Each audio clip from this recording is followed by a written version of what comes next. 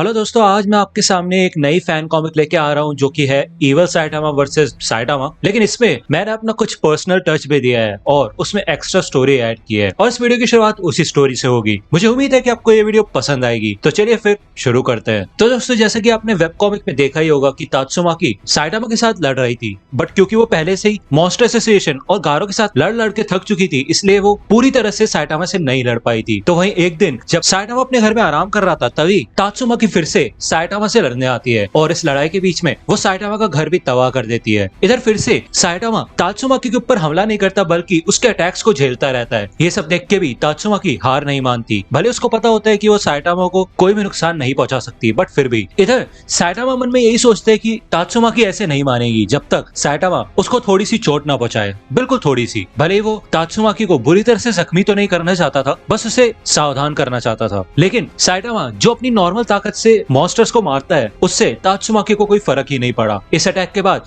तात्सुमाकी को अपने ऊपर और भी ज्यादा कॉन्फिडेंस आ गया और उसे लगा कि वो साइटामा को हरा सकती है, और उसे यही लग रहा था कि साइटामा तो अपनी पूरी ताकत से लड़ रहा है। उसके बाद वो फिर से साइटामा की बेइज्जती मारने लगी और उसके ऊपर पत्थर फेंकने लगी। लेकिन हम सबको ही पता है कि साइटामा यहाँ पे अपने आप को कंट्रोल करके खड़ा था। वो मन में यही सोच रहा था कि उसको तात्सुमाकी के खिलाफ कितनी फोर्स यूज करनी चाहिए। मेरे ख्याल से अगर थोड़ी सी ताकत बढ़ा भी दी जाए तो तात्सुमाकी इस अटैक को झेल सकती है कि नहीं। यहाँ पे साइटामा तात्सुमाकी के ऊपर अटैक करते हैं, लेकिन गलती से, भले वो ऐसा चाहता नहीं था, लेकिन तात्सुमाकी मर जाती है। ये बात जब हीरो एसोसिएशन को पता चलती है तो वो साइटामा को खतरा ही मान लेते हैं और उसके इस गुनाह के लिए सारे हीरोज को साइटामा की न्यूज दे दी जाती है। पहले तो साइटामा इनमें से किसी से भी नहीं लड़ता और बस डिफेंड करता रहता है, लेकिन एक के बाद एक नए हीरोज आते गए और अपनी हीरोइक लाइंस बोल बोल के उसके ऊपर अटैक करते गए। पहले जिन हीरोज को उन्होंने बिल्कुल भी जख्मी नहीं किया था, जैसे कि मूवमेंट राइडर, क्योंकि वो उसका एक समय पे दोस्त हुआ करता था, भले ही उसके जीतने के कोई चांसेस नहीं होते थे, लेकिन फिर भी वो लड़ने आता था, वो भी फिर से सामने आया। इस समय तक दुनिया के सब लोग साइटामा से नफरत करने लगे थे और साथ ही साथ जो लोग साइटामा को जानते थे वो भी। इस समय पे साइटामा के खिलाफ पूरी दुनिया हो चुकी थी और इधर साइटामा को शांति नहीं मिल रही थी, जिस वजह से उसने अपना आपा खो दिया। और जब साइटामा को मारने के लिए स्वीट मास्क आया और उसे लगा कि वो साइटामा को अकेले ही हरा सकता है, तो स्वीट मास्क को पता भी नहीं चला कि वो कब मर गया और कैसे मरा। जब स्वीट मास्क मरा तो उससे सारे के सारे क्लासेस हीरोज को फिर से भेजा गया, जिनको पहले साइटामा ने थोड़ा सा जख्मी ही किया था। उन्होंने ये प्लान बनाया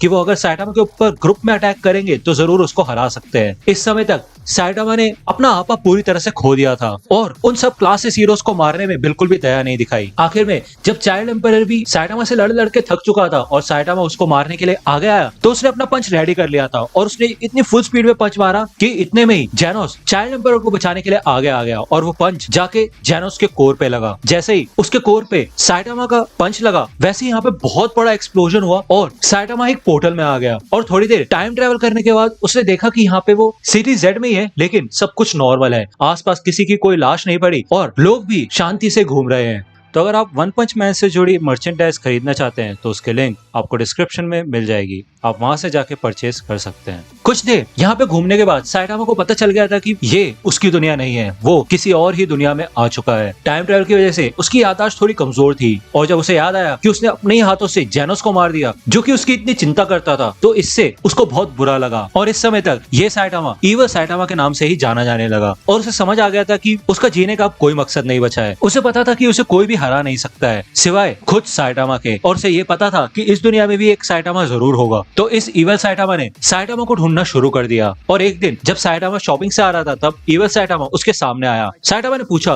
कि तुम हो कौन और आए कहां से हो। तो इवल साइटामा ने बिना कुछ कहे साइटामा के ऊपर हमला कर दिया और उसे एक ही पंच में बहुत दूर फेंका। यहाँ पे साइटामा जमीन पे पड़ा होता है और वो इवल साइटामा को देख के समझ जाता है कि ये हद से ज्यादा ताकतवर है, ऐसा कैसे हो सकता है। इधर हमें साइटामा के घर का सीन दिखाया जाता है और यहाँ पे जेनोस नॉर्मल घर के काम कर रहा होता है और बर्तन धो रहा होता है। तभी उसको एक कॉल रिसीव होता है जो कि हीरो एसोसिएशन से होता है। जेनोस कहता है अच्छा ऐसा है क्या, ठीक है मैं समझ गया, मैं अभी वहां आता हूँ। इधर जेनोस रेडी हो जाता है और यहाँ से निकल जाता है। वही दूसरी ओर हमें इवल साइटामा का सीन दिखाया जाता है जो कि कहता है कितना बेकार है, मुझे तो लग रहा था कि हम दोनों के पास सेम ही ताकत है ना, तो शायद तुम इतने ज्यादा ताकतवर नहीं हो या फिर तुम पूरी तरह से लड़ नहीं रहे हो। तो साइटामा कहता है चुप हो जाओ, तुम हो कौन और आए कहां से। तो इवल साइटामा कहते हैं मैं कौन हूँ, मैं साइटामा हूँ, समझे। तो साइटामा कहते हैं भाड़ में जाओ, ये क्या बकवास कर रहे हो तुम, और तुम्हें क्या लगता है तुम मुझे हरा सकते हो क्योंकि तुम भी साइटामा हो। तो इवल साइटामा कहता है कि वो तो अच्छा ही होगा, मैं वैसे भी इधर मरने ही आया हूँ, मुझे माफ करना, लेकिन मेरे काम करोगे, अपनी पूरी ताकत से मुझसे लड़ो। दूसरी ओर यहाँ पे हमें जेनोस का सीन दिखाया जाता है और वो मन में कहता है कि जो इन्फॉर्मेशन मुझे हीरो एसोसिएशन से मिली है उससे मुझे यही पता चला है कि मास्टर अपने आप से ही लड़ रहे हैं। मतलब ऐसा कैसे हो सकता है? हाँ, लेकिन एक बात है,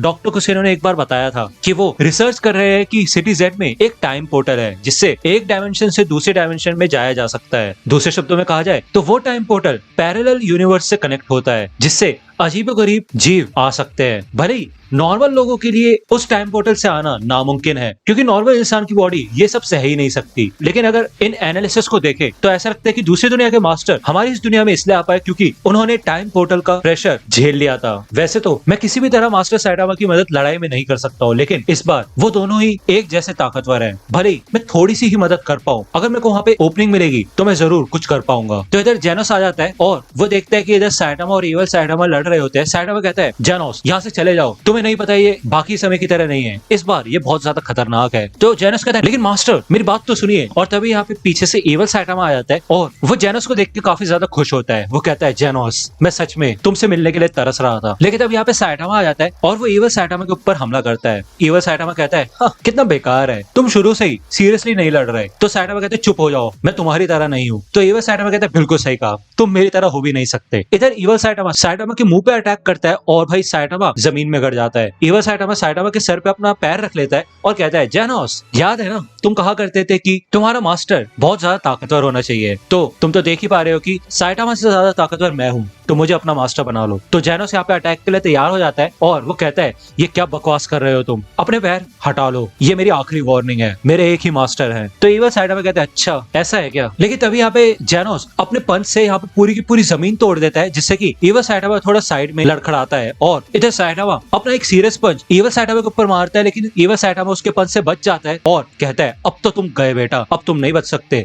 इधर जब इवल साइटामा के ऊपर अब फिनिशिंग ब्लो करने वाला होता है और उसे खत्म करने वाला होता है, तभी यहाँ पे जेनोस आ जाता है बीच में और इवल साइटामा को याद आता है कि कैसे पहले वाली दुनिया में उसने ऐसी ही सिचुएशन में जेनोस को खत्म कर दिया था और वो यहाँ पे अपना पंच रोक लेता है। लेकिन साइटामा इसे अपनी ओपनिंग मानता है और वो इतना खतरनाक पंच इवल साइटामा को देता है कि इधर इवल साइटामा की पूरी ऐसी तैसी हो जाती है और उसकी आंखों से आंसू भी आते हैं। अंत में वो जेनोस को देख के काफी ज्यादा खुश होता है और फाइनली इधर इवल साइटामा मर जाता है। ये दोनों इवल साइटामा को एक कपड़े में लपेट देते हैं और जेनोस कहते हैं मास्टर क्या ये ठीक है। तो साइटामा कहता है हाँ बस उसको जला देना। तो जेनोस कहता है क्यों, आखिरी समय पे वो हंसा क्यों, मुझे कुछ समझ में नहीं आया, आपने देखा था है कि नहीं। तो साइटामा कहता है हाँ क्योंकि वो मरना चाहता था, उसकी दुनिया में तुम मर चुके थे, इसी वजह से उसने अपने जीने का मकसद खो दिया था क्योंकि शायद तुम उसके लिए सब कुछ थे जैसे तुम मेरे लिए हो। इधर जेनोस पीछे से आके साइटामा को हक कर लेता है और साइटामा भी काफी खुश होता है और उसे फाइनली रियलाइज होता है कि जेनोस सच में उसका काफी अच्छा डिसाइबल तो है ही, साथ ही साथ उसका दोस्त भी है क्योंकि उसके अलावा इस दुनिया में उसका कोई नहीं है। तो दोस्तों यहाँ पे ये वेब कॉमिक एंड हो जाती है और इसका ये एक ही पार्ट था, इसके और पार्ट्स नहीं है। अब आप मेरे को कमेंट सेक्शन में बता सकते हैं कि आप आगे और कौन सी एनिमे की एक्सप्लेनेशन चाहते हैं या फिर मांगा, और अगर आप सिर्फ साइटामा का ही कंटेंट चाहते हैं तो भी आप मेरे को कमेंट सेक्शन में बता सकते हैं।